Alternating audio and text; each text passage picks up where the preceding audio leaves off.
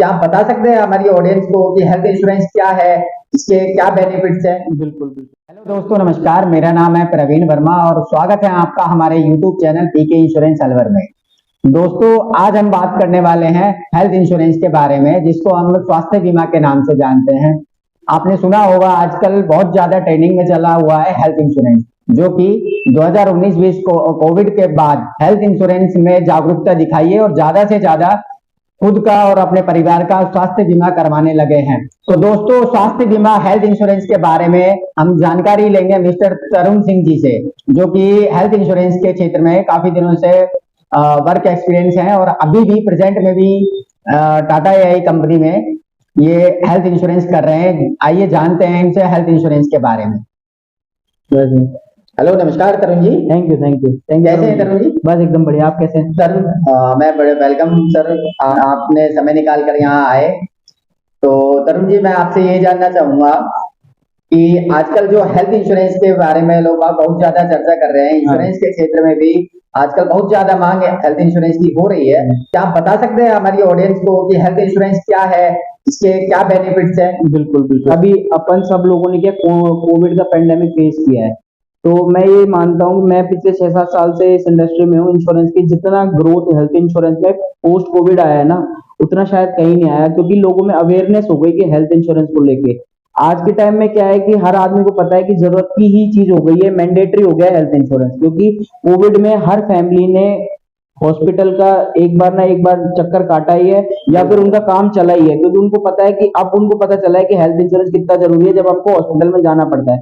क्योंकि हॉस्पिटल ऐसी जगह है जहाँ पे आपका कितना पैसा लग जाए कोई नहीं बता सकता। उस टाइम पे आपका वो हेल्थ इंश्योरेंस एक तरह से वरदान साबित होगा आपके लिए, और जिसमें कि आपको भी अच्छे से पता है कि प्रीमियम कितना से जाता है और इसमें आपको कवर कितना मिलता है। अगर एक बार भी किसी कस्टमर ने इसका प्रीमियम अगर इसका क्लेम ले लिया, तो वो कभी भी दोबारा रिन्यूअल के लिए मना नहीं करेगा। हेल्थ इंश्योरेंस ऐसे भी है कि आपका जो जो आपकी सेविंग्स है, उनको अगर एकदम से खत्म नहीं करना चाहते, तो आपके पास हेल्थ इंश्योरेंस होना चाहिए सर। मैंने ये भी सुना है सर कि यदि किसी ने हेल्थ इंश्योरेंस में ट्रीटमेंट ले लिया तो वो कभी जिंदगी में अपना हेल्थ इंश्योरेंस कवर को नहीं तोड़ता है, प्रीमियम ब्रेकअप नहीं करता है। हाँ, ये सही है? बिल्कुल सही सही बात है सर। ये क्योंकि आजकल आपको पता है कि मेडिकल लाइन कितनी आगे चली गई है। आज लोग बाग हॉस्पिटल में भी जाते हैं ना, तो वहां पे भी उनको सिंगल रूम चाहिए और ट्रीटमेंट उनको वर्ल्ड क्लास चाहिए, तो वहां पर वो उस टाइम पैसे से कॉम्प्रोमाइज नहीं करते। तो इसलिए उन लोगों के पास आज के टाइम में लोग बाग नॉर्मल इंश्योरेंस 10 लाख 20 लाख 50 लाख 1 करोड़ तक का जाता है, क्योंकि उनको पता है कि उनको ट्रीटमेंट भी फिर उस लेवल का ही चाहिए, तो वो समय शॉर्ट भी ज्यादा बढ़ा के लेते हैं। दूसरा क्वेश्चन मेरा तरुण जी ये है कि एक आम आदमी, जैसे कि एक लगभग एज 25 से 30 साल हो जिसकी, बिल्कुल ज्यादा पे नहीं कर सकता, जो ज्यादा पे नहीं कर सकता, उसका प्रीमियम एक एवरेज क्या रहता है? उसका प्रीमियम सर 10 से 12 हजार रुपए रहता है। 10 से 12,000। अगर आप इसको मंथली डिवाइड कर लोगे तो 1000 रुपए रहता है। 1000 रुपए में आप और आपकी फैमिली अगर कवर हो रही है, तो मैं कह रहा हूँ इससे बढ़िया कोई बात नहीं। अपन वैसे भी इतना पैसा खर्च करते हैं, तो थोड़ा सा अपनी सेफ्टी अपनी फैमिली के लिए भी अपने को करनी चाहिए। इसमें क्या सारे हॉस्पिटल्स कैशलेस का इलाज मिलता है? सर देखो, हेल्थ इंश्योरेंस में दो चीजें काम आती है, एक होता है रीइंबर्समेंट पर्पस और एक होता है कैशलेस। आप किसी भी हॉस्पिटल में चले जाओ, आपका पैसा नहीं लगेगा। अगर वो हमारे पैनल पे नहीं है, तो वहां पे आपको रीइंबर्समेंट मिल जाएगा। रीइंबर्समेंट का मतलब होता है पहले आप पैसा देके इलाज करा लो, बाद में आके बिल लगाओ और आपका पैसा वापस आ जाएगा। कितने दिन में आ जाता है सर? ये सर मैक्सिमम टैट रहता है इसका 7 से 15 डेज का टैट रहता है। अगर अपन सारे रिक्वायरमेंट पूरी कर देते हैं, तो विद इन 7 डेज के अंदर आपके अकाउंट में पैसा आ जाएगा। और दूसरा जो अपना प्रोसेस होता है वो होता है कैशलेस। जो भी हॉस्पिटल से हमारी कंपनियों का हेल्थ इंश्योरेंस कंपनियों का टाई अप होता है, वहां पे आपको कैशलेस ट्रीटमेंट मिलेगा। वहां पे आपको 1 रुपए देने की जरूरत नहीं है। वहां पर जस्ट सीधा आपको अपने टीपीए काउंटर होता है, हर हॉस्पिटल में एक टीपीए काउंटर होता है, वहां जाओ, अपनी पॉलिसी दिखाओ और अपना एडमिट हो जाओ, इलाज कराओ, पैसा और वापस आ जाए। 1 रुपए भी नहीं लगेगा आपका। किसी व्यक्ति को यदि पहले से कोई बीमारी है तो क्या हम उसको हेल्थ इंश्योरेंस में कवर कर सकते हैं? नहीं दे सकते सर। अगर किसी भी कस्टमर को मेजर कोई भी डिजीज है, अगर वो डिक्लेयर करता है, ऑब्वियसली डिक्लेयर करना ही चाहिए, क्योंकि हमें कोई भी चीज नहीं छुपानी चाहिए इंश्योरेंस के केस में। अगर वो डिक्लेयर करता है, तो कंपनी उसमें 2 कंडीशन लगाती है, या तो वो उस कंपनी को रिजेक्ट, या तो उस पॉलिसी को रिजेक्ट कर देगी, या फिर वो कंपनी उस पर प्री एग्जिस्टिंग का लोडिंग लगा देगी। ये 2 कंडीशन होती है। यदि किसी को पहले से कोई क्रिटिकल इलनेस जो बताते हैं, कैंसर हो गया या कोई बड़ी गंभीर बीमारी, उनके लिए आपका क्या प्रस्ताव है?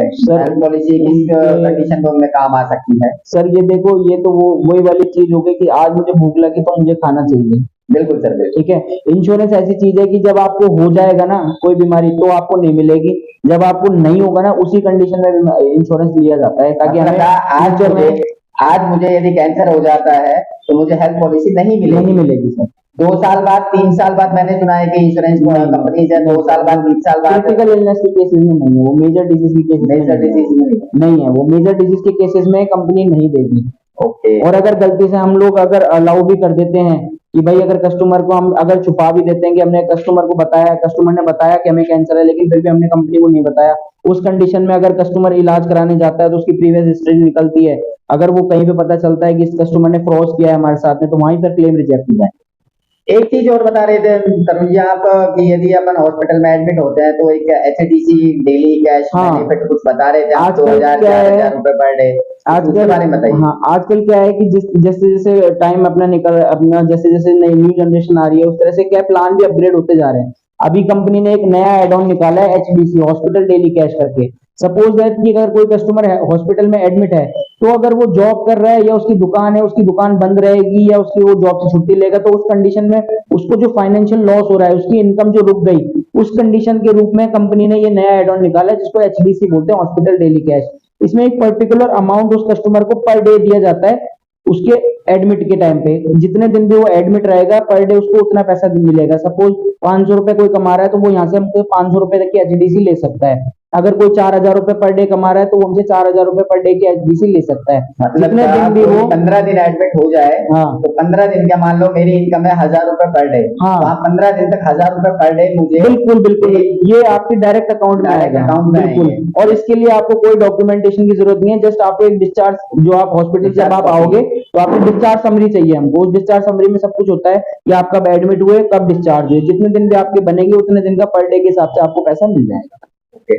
और हॉस्पिटल से एडमिट होने के बाद जो छुट्टी होती है डिस्चार्ज के बाद कितने दिन तक आप रिम्बर्समेंट और आफ्टर ट्रीटमेंट कितने दिन का, 60 दिन का, 90 दिन का? सर ऐसा होता है उसको प्री और पोस्ट बोलते हैं कि प्री और पोस्ट हम 60 दिन और 90 दिन लेते हैं कि एडमिट होने से 60 दिन पहले तक कस्टमर ने जो भी खर्चा किया है वो सब उसके हेल्थ इंश्योरेंस में कवर होगा और डिस्चार्ज होने के बाद में 90 दिन तक जो भी वो खर्चा करेगा और अभी बीमारी हो दवाइयों पे टेस्ट वगैरह पे वो सब भी हम उसको कवर करेंगे।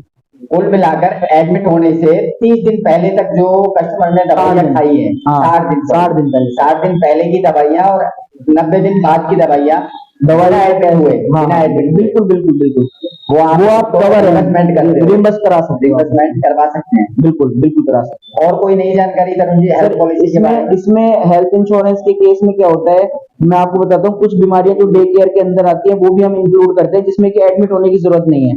जैसे कैटरेक्ट है, मोतियाबिंद का जो ऑपरेशन है वो 2 से 3 घंटे का ऑपरेशन होता है, वो भी इसमें इनबिल्ट है 540 बीमारियों के अंदर जो कि डे केयर के अंदर आती है। आईआरडी की गाइडलाइन है 540 बीमारियां हर हेल्थ इंश्योरेंस कंपनियों को अंडर कवर करनी ही पड़ेगी। आजकल सर एक नया प्रचलन में और सुना है कुछ कंपनियां प्रेगनेंसी का इंश्योरेंस कर रही है, मैटरनिटी बोलते हैं जिसको, क्या आप उसको कवर कर रहे हैं? बिल्कुल हम लोग भी मैटरनिटी को कवर करते हैं। मैटरनिटी के केस में हम लोग जो बाइफरकेट करते हैं, अगर बॉय होता है तो उस केस में हम 50,000 रुपए तक रिम्बर्स करेंगे और गर्ल के केस में 60,000 तक रिम्बर्स करेंगे। बॉय के केस में 50 और गर्ल के केस में 60,000 रुपए हाँ बिल्कुल बिल्कुल हमारी पॉलिसी में ये फीचर है। ओके। और कोई मैसेज आप ऑडियंस को बस देना मेरा तो चाहोगे? यही है सर कि यही एक मैसेज है कि अवेयर रहें, सबसे पहले हेल्थ इंश्योरेंस लें अपने और अपनी फैमिली के लिए, खुद को प्रोटेक्ट करें क्योंकि जिस तरह से अभी टाइम चल रहा है नई नई बीमारियां रोज आ रही हैं, तो अपने आप को प्रोटेक्ट करें, अपनी फैमिली को प्रोटेक्ट करें। बहुत बहुत धन्यवाद। Thank you sir, thank you so much जो आपने हमारे लिए समय निकाला और 2 शब्द ऑडियंस के लिए बोले। थैंक यू, बहुत बहुत धन्यवाद। Thank you.